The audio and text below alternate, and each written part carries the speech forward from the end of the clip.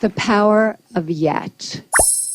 I heard about a high school in Chicago where students had to pass a certain number of courses to graduate, and if they didn't pass a course, they got the grade not yet. And I thought that was fantastic, because if you get a failing grade, you think, I'm nothing, I'm nowhere. But if you get the grade not yet, you understand that you're on a learning curve. It gives you a path into the future. Not yet also gave me insight into a critical event early in my career, a real turning point. I wanted to see how children coped with challenge and difficulty. So I gave 10-year-olds problems that were slightly too hard for them. Some of them reacted in a shockingly positive way. They said things like, I love a challenge. Or, I was hoping this would be informative. They understood that their abilities could be developed. They had what I call a growth mindset. But other students felt it was tragic, catastrophic. From their more fixed mindset perspective, their intelligence had been up for judgment, and they failed. Instead of luxuriating in the power of yet, they were gripped in the tyranny of now. So what do they do next? I'll tell you what they do next. In one study, they told us they would probably cheat the next time instead of studying more if they failed a test. In another study, after a failure, they looked for someone who did worse than they did so they could feel really good about themselves. And in study after study, they have run from difficulty. Scientists measured the electrical activity from the brain as students confronted an error. On the left, you see the fixed mindset students. There's hardly any activity. They run from the error. They don't engage with it. But on the right, you have the students with the growth mindset, the idea that abilities can be developed. They engage deeply. Their brain is on fire with yet. They engage deeply. They process the error. They learn from it, and they correct it. How are we raising our children? Are we raising them for now instead of yet? Are we raising kids who are obsessed with getting A's? Are we raising kids who don't know how to dream big dreams? Their biggest goal is getting the next A or the next test score? And are they carrying this need for constant validation with them into their future lives? Maybe because employers are coming to me and saying, we have already raised a generation of young workers who can't get through the day without an award. So, what can we do? How can we build that bridge to yet? Here are some things we can do. First of all, we can praise wisely, not praising intelligence or talent. That has failed. Don't do that anymore, but praising the process that kids engage in.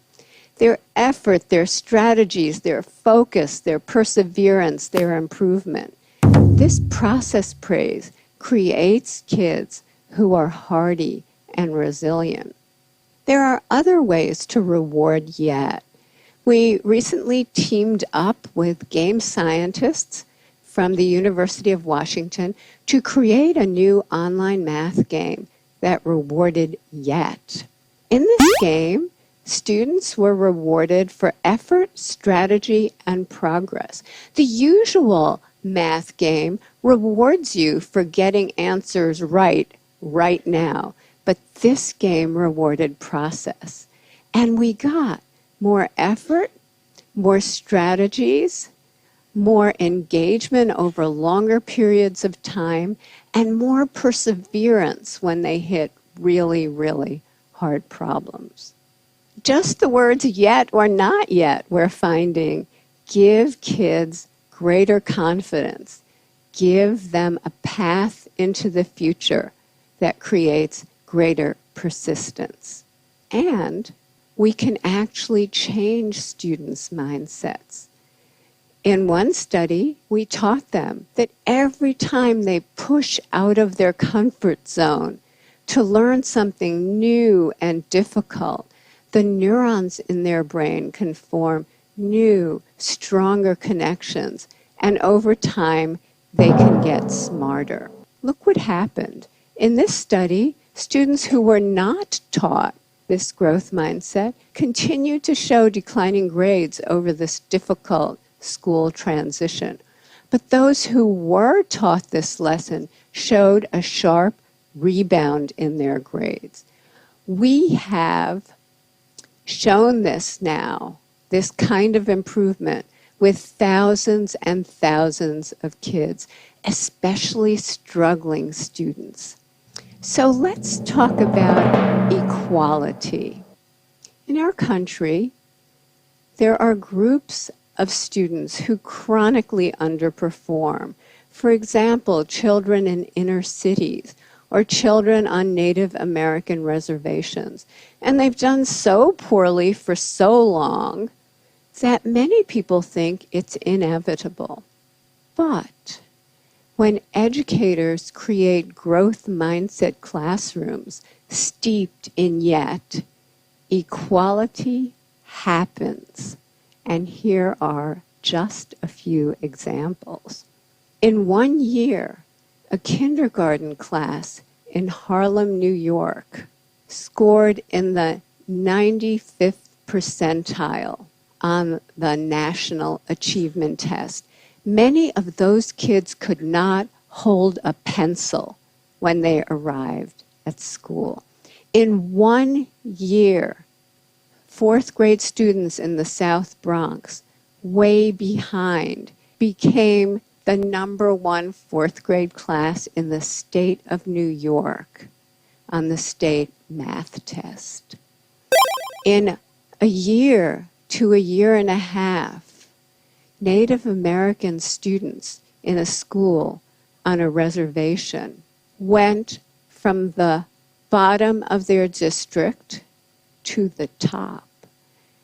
And that district included affluent sections of Seattle. So the Native kids outdid the Microsoft kids. This happened because the meaning of effort and difficulty were transformed. Before, effort and difficulty made them feel dumb, made them feel like giving up.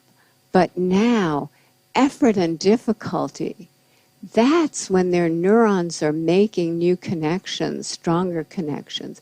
That's when they're getting smarter. I received a letter recently from a 13-year-old boy.